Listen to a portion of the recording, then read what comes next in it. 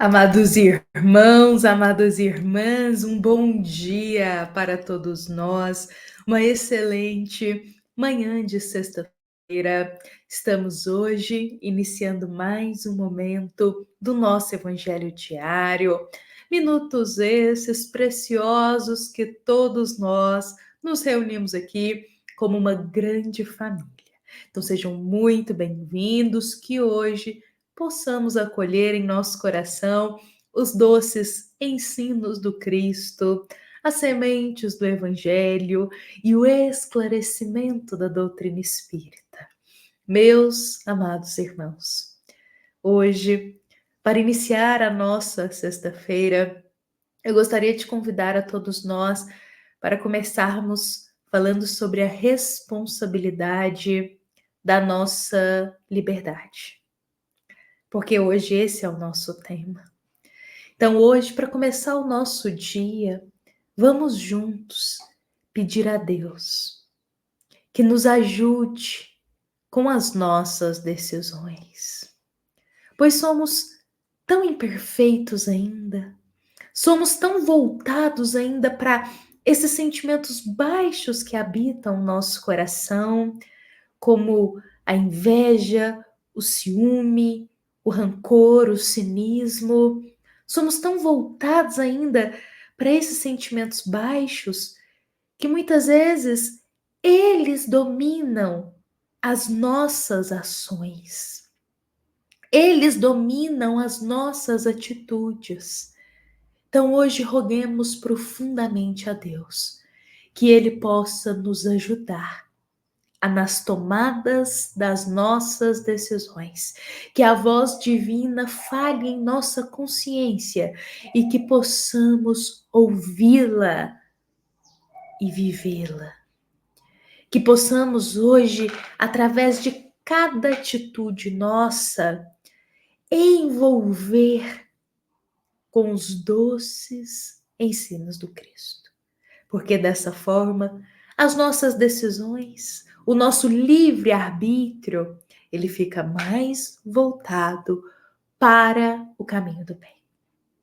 Que Jesus, hoje e sempre, possa nos abençoar e nos guiar em todos os nossos passos. E são com essas palavras que a gente inicia hoje a nossa mensagem de número 192 do livro Um Minuto com Chico Xavier. Me desculpa, a mensagem de número 193 do livro Um Minuto com Chico Xavier. E hoje o nosso tema é de Emmanuel e ele nos fala sobre livre-arbítrio, sobre a nossa liberdade. Porque todos nós temos a liberdade de pensar, a liberdade do desejar e a liberdade do agir também. Só que, como eu disse inicialmente, na maioria das vezes, esse nosso agir, pensar e desejar, essa liberdade que temos diante disso, é envolta de sentimentos baixos, é envolta ainda do mal que habita em nós. Então acabamos tomando atitudes que não são boas, olhando a vida eterna do nosso espírito. Então hoje aqui, com as palavras de Emmanuel, vamos ouvir com sabedoria o ensinamento dele. Recordemos a lição viva e constante do livre-arbítrio, a conclamar-nos ao próprio burilamento e utilizemos o empréstimo das horas que nos é concedido, nos recursos em mão, comandando as oportunidades que o tempo nos faculte para empreender as renovações de que sejamos carecedores. Essas palavras de Emmanuel, elas são claras em nos dizer para a gente usar com sabedoria o nosso livre-arbítrio. E meus amados irmãos, o nosso livre-arbítrio, ele nos acompanha em todos os momentos da nossa existência. não apenas enquanto estamos aqui encarnados. O livre-arbítrio, ele nos acompanha desde lá no nosso estado espiritual. Então, em todos os momentos da nossa existência, somos acompanhados do livre-arbítrio. Desde antes de entendermos a responsabilidade de nossos atos, a influência dos bons espíritos nos auxilia na tomada de decisão.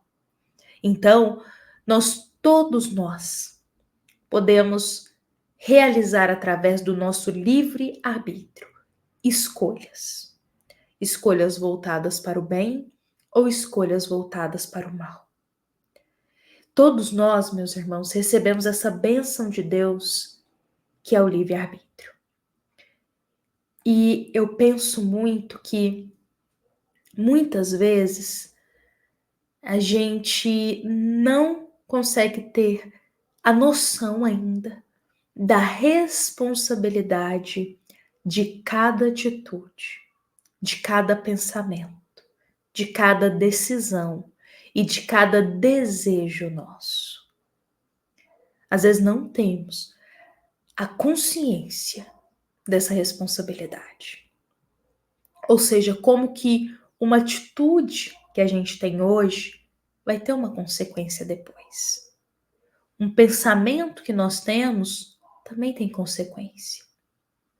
Um desejo que nós florescemos também terá a sua consequência. Então, muitas vezes, a gente, como se diz, a gente associa essa liberdade, esse livre-arbítrio apenas às atitudes feitas aqui, por exemplo, as nossas ações e decisões, mas não. O nosso pensamento é carregado de liberdade. A gente pode desejar coisas, sonhar, pensar, e tudo isso é envolto também da nossa vontade.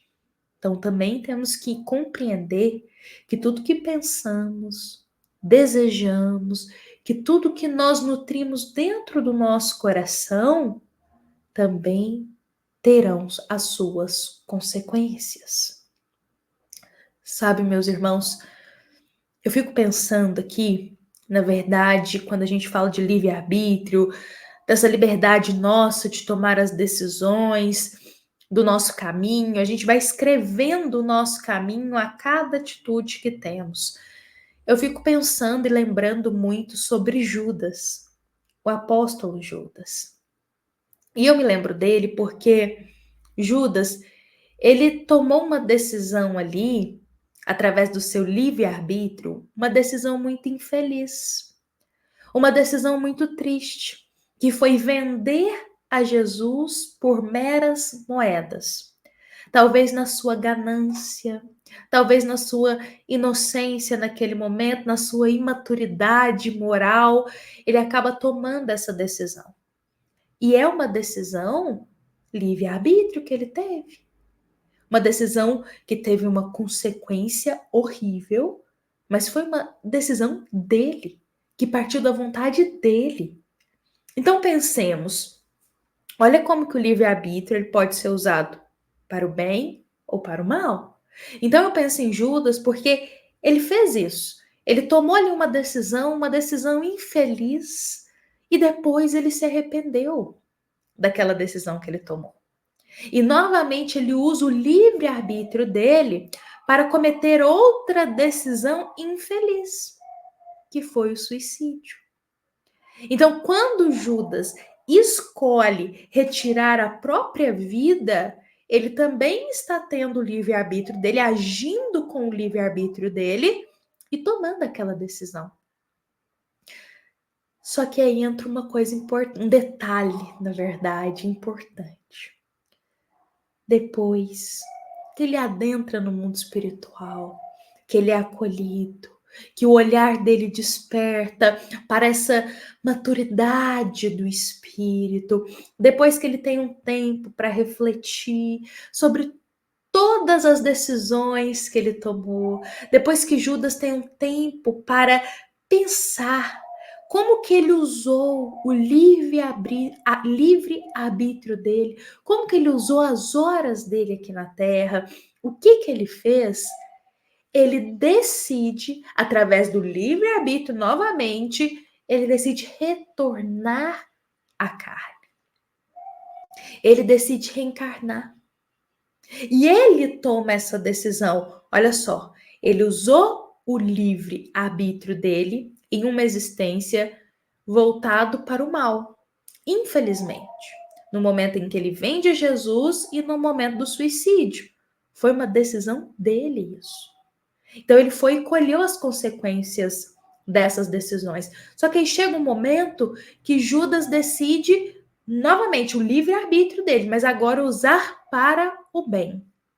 E aí ele solicita a reencarnação dele, onde ele vai encarnar numa época aqui na Terra em que passava por muitas dificuldades, em que se tinha ainda muitas guerras, ainda mais por território, guerras por coisas às vezes tão materialistas, sempre por coisas materialistas. Então a Terra passava por um momento muito difícil. E aí Judas reencarna como Joana d'Arc. E quando ele reencarna nessa existência, lá por volta do século XV, como Joana d'Arc, ele usa o livre-arbítrio dele agora para fazer o bem, para ressarcir o mal que ele fez. Ele usa a liberdade dele de escolha para fazer o bem. Então ele tem essa reencarnação como Joana d'Arc, uma reencarnação difícil, sofrida, e uma reencarnação que eu digo que é de muita abdicação de si mesmo. E ele ali cumpre essa reencarnação dele. Aliás, nós temos um livro de Leon Denis que se chama Joana d'Arc, a Médium, onde nós temos ali a história de vida da Joana d'Arc, que é a reencarnação de Judas, e é muito bonito porque nós vamos pegando ali os detalhes, entrando nos detalhes da vida dela e percebendo como que cada escolha, cada decisão, ela faz voltada para o bem divino, o bem com Jesus. Então, olha só, eu peguei esse exemplo para todos nós de uma forma bem breve, mas para colocar aqui, Judas usou o livre-arbítrio dele para decisões infelizes no passado. Mas depois ele usa o livre-arbítrio para decisões voltadas ao bem, para ressarcir o próprio mal que ele fez, para buscar esse perdão dessa carga que ele carregava da existência anterior. E todos nós, meus irmãos, também podemos usar o nosso livre-arbítrio para mudar, para fazer diferente, para buscar o perdão dos nossos erros do passado. Judas, ele teve um comportamento e decisões muito específicas e que marcaram muito aqui a nossa existência terrena. Mas nós, meus irmãos, nós, por estarmos aqui na Terra, também com certeza tivemos aí atitudes e decisões infelizes no passado. Muitos de nós também utilizou a sua liberdade, o seu livre-arbítrio para cultivar o mal, o sofrimento. E hoje estamos aqui, reencarnados, com a possibilidade de usar o nosso livre-arbítrio para fazer diferente, para fazer o bem, para cultivar a mudança no bem. Meus amados irmãos, Deus, nosso amado Pai, Ele cuida de todos nós.